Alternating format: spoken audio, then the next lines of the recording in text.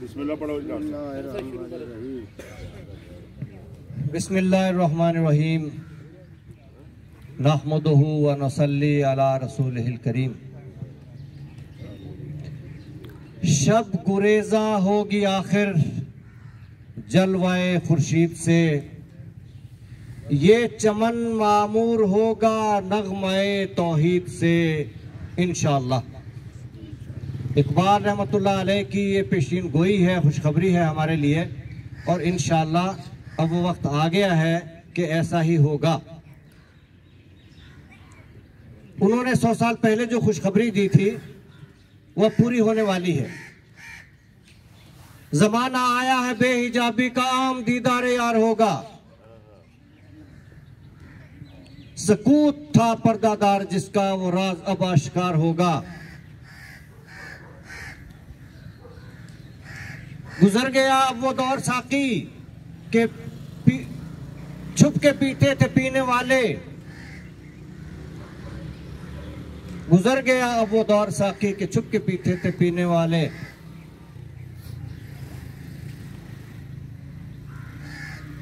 तो ये वो दौर अब आ गया है कि हक बात कहने वाले जो छुप छुप के अपनी इबादत में लगे हुए थे, इंशाअल्लाह वो अब दीन का अलम उठाकर अल्लाह के निजाम के लिए बाहर निकलेंगे। हम ये जो बुरा दौर देख रहे हैं, दौरे जाहलियत का दौर देख रहे हैं, अबू जहल वाला दौर देख रहे हैं कि इंसानियत पे जुल्म ही जुल्म उठाए जाते हैं।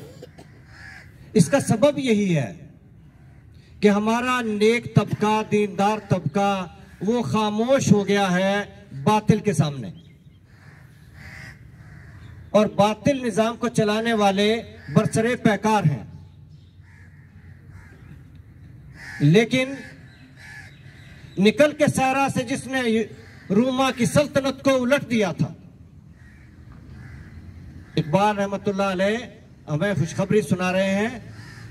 निकल के सहरा से जिसने रूमा की सल्तनत को उलट दिया था, सुना है ये कुदसियों से मैंने, वो शेर फिर होशियार होगा।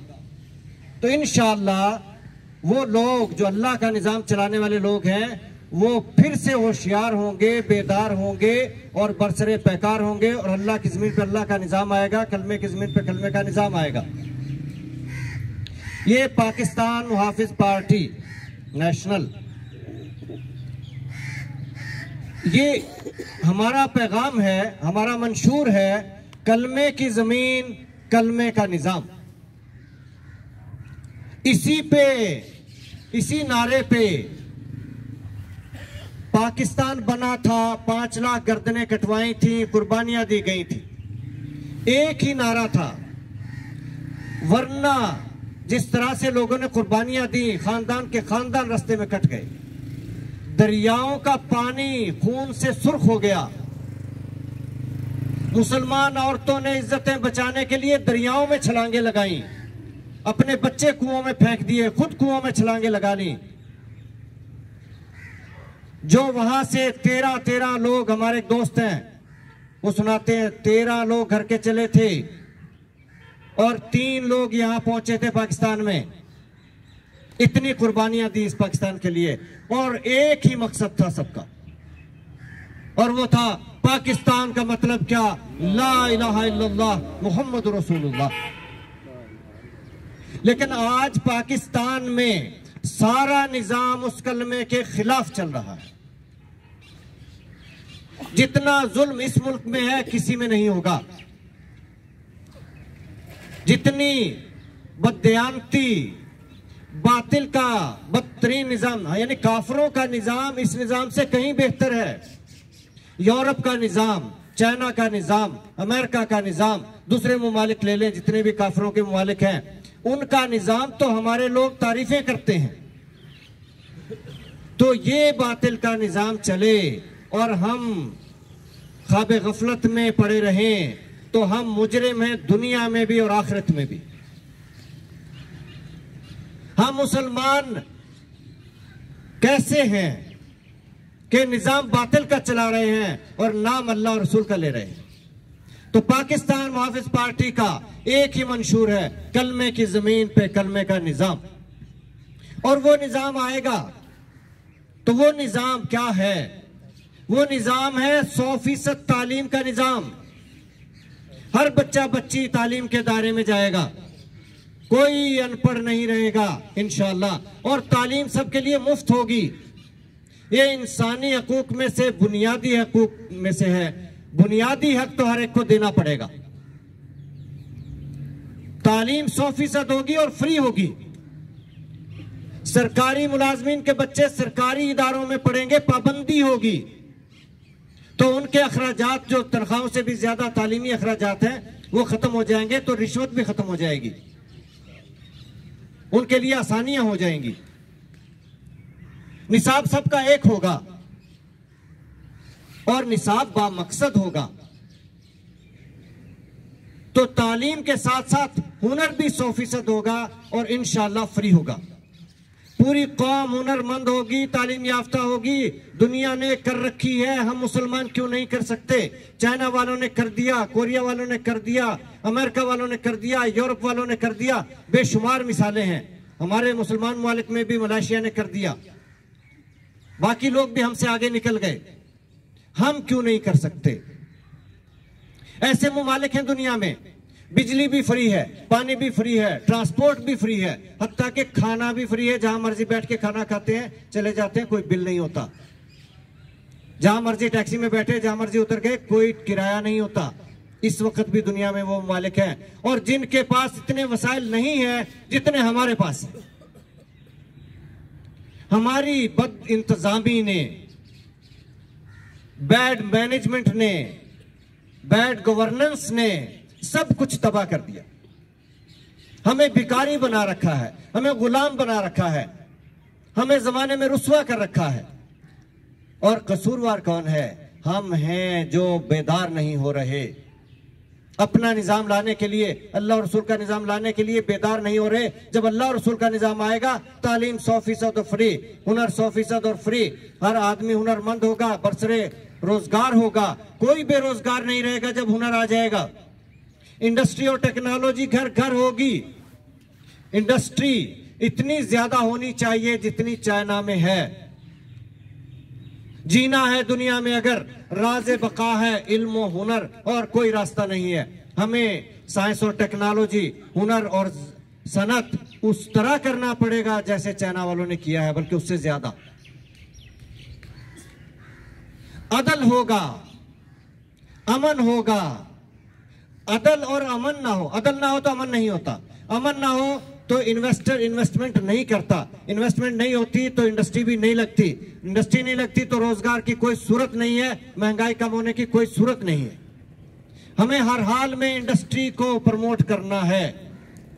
और इंडस्ट्री के लिए हमारे पास इतना बड़ा सोर्स है जिसे हम मिस यूज कर रहे हैं। हमारी जितनी दौलत मुल्क से बाहर गई है, हमने एहतसाब कर करके देख लिया, कुछ नहीं मिलता, इसलिए उसको छोड़ दें। आम मुआफी का ऐलान, जितनी दौलत पाकिस्तानियों की मुल्क से बाहर है, मुल्क में ले आए, कोई हिसाब किताब नहीं, सारी व्हाइट मनी ला के सिर्फ इंडस्ट्री लगाए, कोई और इन्वेस्टमेंट नहीं हो सकती। और उसमें हुकूमत मदद भी करेगी इंडस्ट्री चलाने के लिए, मजीद उनको फैसिलिटेट करेगी, कर्जे भी देगी, बिला सूद देगी। हुकूमत के पास पैसा कहां से आएगा? अवाम का पैसा जो अवाम इस्तेमाल में नहीं ला सकती। ना चंद लाख में कोई प्लाट आता है कि खरीद ले, ना कोई बिजनेस होता है कि कर ले, वो पैसा डीवैल्यू होता रहता है। वही पैसा शेयर्स की सूरत में हुकूमत अवाम से लेके इंडस्ट्री में लगा देगी।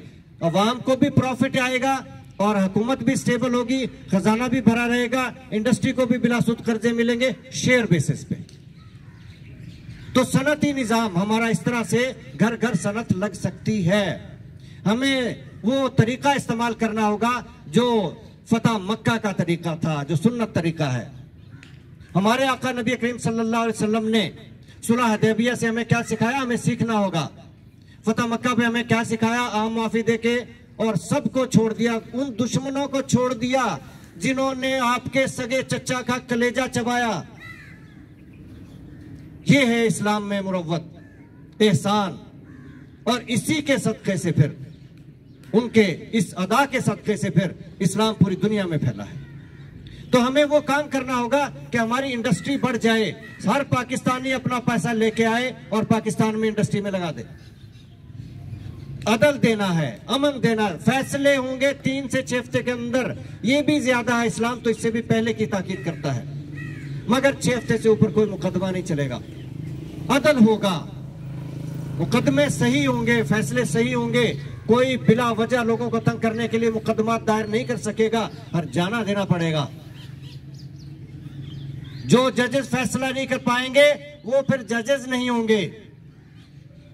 Administrator, head of the department, head of the country, head of the human body, सब कुछ यही है, सब कुछ उसके इख्तियार में दिया जाता है, हेड बनाया जाता है।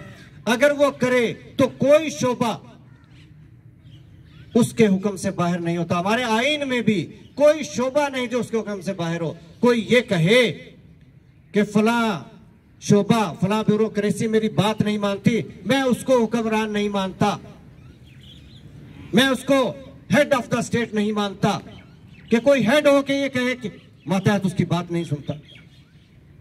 हाँ, खुद में अगर कुछ खामी हो, कुछ कमी हो, तो फिर कोई बात नहीं सुनता जमाने में, ना अपने सुनते हैं ना पराए सुनते हैं। तो हमें अदल लाना है, अमन लाना है, मैनेजमेंट लानी है, एडमिनिस्ट्रेशन करनी है, ऐसे करनी है कि हर आदमी, हर इदारा अपनी अपनी जगह काम करेगा। हमारे दफ्तरी काम महीनों सालों में जाके होते हैं। दरखास्त दे दी, चले जाओ जी, महीने बाद आके पता कर लेना, हफ्ते बाद पता कर लेना, और सालों गुजर जाते हैं। यही काम दूसरे मुल्कों में चंद घंटों में वहीं खड़े खड़े होते हैं। हमारे यहां भी दफ्तरी काम उसी तरह से बर वक्त होंगे इंशाअल्लाह। जिंदाबाद, जिंदाबाद, जिंदाबाद। इंशाअल्लाह सब कुछ होगा। ज़राअत, ये ज़री मुल्क है, ज़रखेज़ मुल्क है। मौसम अच्छा, ये 4 मौसम हर जगह मुयस्सर नहीं है। मौसम अच्छा, पानी वाफिर, मिट्टी भी ज़रखेज़। जिसने अपना खेत ना सेंचा वो कैसा दहकान। सब कुछ अल्लाह ने हमें दे रखा है, हम उसको इस्तेमाल में नहीं ला रहे, हम अपनी ज़राअत को संभाल नहीं रहे। कितनी ज़रखेज़ ज़मीन है हमारी, और ये ज़री मुल्क कहलाता है। और हमारा किसान, हमारा ज़मींदार वो खसारे में जाता है। हम चीज़ें इंपोर्ट करते हैं, खाने पीने की चीज़ें, जबकि हम पूरी दुनिया को खिला सकते हैं। आपके मुल्क में, इस पाकिस्तान में, हमारे मुल्क में, हमारे देश में, इस देश को मैं, इस मिट्टी को मैं मां से ज्यादा मुकद्दस समझता हूं। इस जमीन को मिट्टी का ढेर ना समझे, मां से ज्यादा मुकद्दस है ये धरती। क्यों? कि ये कलमे के नाम पे मिली है, ये कलमे की सरजमीन है, और कलमा हमारी मां से भी ज्यादा मुकद्दस। इस मिट्टी को हमें बचाना है, इस धरती को हमें बचाना है, इस मुल्क को हमें बचाना है। यहां पे इनकलाब लाना है, सनती इनकलाब लाना है, ज़री इनकलाब लाना है, तालीमी इनकलाब लाना है, हुनर का इनकलाब लाना है। तो इंशाअल्लाह ये सब कुछ होगा। शर्त ये की है कि हम वो लोग जो खामोश तमाशाई बने बैठे हैं, वो जरा हिम्मत करके बाहर निकले। पाकिस्तान मुहाफिज पार्टी नेशनल की सूरत में इस अज़्म को लेके आगे बढ़े, तो वो दौर आएगा कि वजीर आजम की और सदर की तनख्वाह मजदूर के बराबर होगी। और जब ये निजाम आएगा तो फिर मजदूर की हालत संवर जाएगी। जिस दिन सरकारी मुलाजमीन के बच्चे सरकारी स्कूलों में और कॉलेजों में पढ़ेंगे, सरकारी स्कूलों का मेयार बदल जाएगा।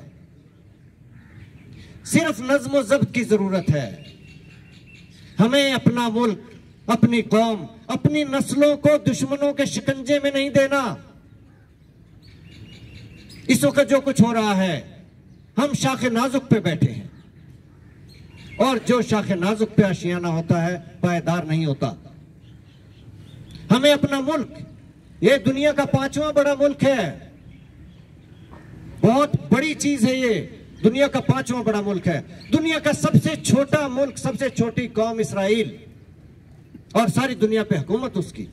तो ये दुनिया का 5वां बड़ा मुल्क है, ज़हीन तरीन कौम है, टैलेंटेड कौम है। हम क्यों नहीं सुपर पावर बन सकते? बनेंगे, ये मुल्क बनेगा। शर्त एक ही है, हम अल्लाह की राह में निकलें, अल्लाह के निजाम के लिए निकलें, कलमे के निजाम के लिए निकलें और एक ही नारा लगाते रहें, कलमे की जमीन, कलमे का निजाम। तो जब ये नारा आसमानों तक पहुंचेगा, ये सदा आसमानों तक पहुंचेगी, तो इंशाअल्लाह वो निजाम आएगा जिसमें हमारी महरूमियां दूर होंगी और पाकिस्तान दुनिया का अजीम मुल्क होगा, पाकिस्तानी कौम दुनिया की अजीम कौम होगी इंशाअल्लाह।